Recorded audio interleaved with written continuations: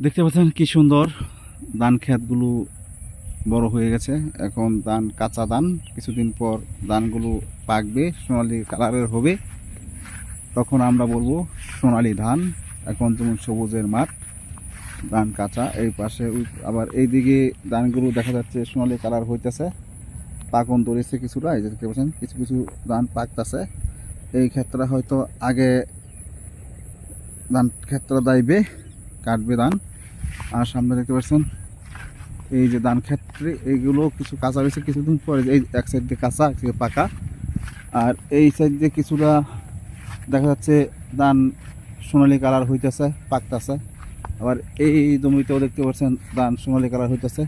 কিছুদিন পর এই ধানগুলো দাইবে, ধান কেটে বাড়িতে নিবে।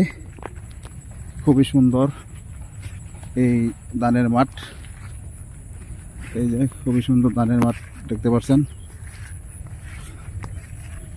খুবই সুন্দর প্রকৃতির মধ্যে।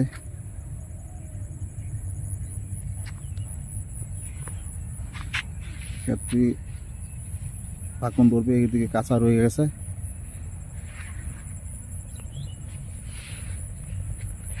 এক পাশে তালের বাগান, পাহাড়ি, সব কিছু মিলে যখন